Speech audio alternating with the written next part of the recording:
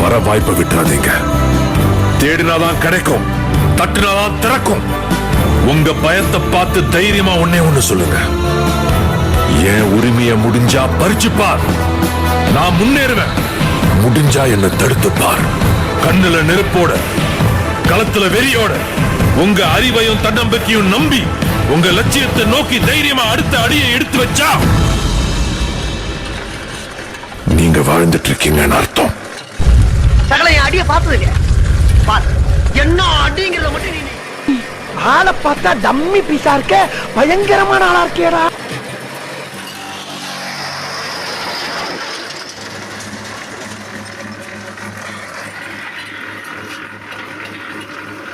டெத்தே நம்ம கண்ணு முன்னாடி வந்து நின்னாலும் நம்ம கெத்த மட்டும் விட்டு கொடுக்கவே கூடாது.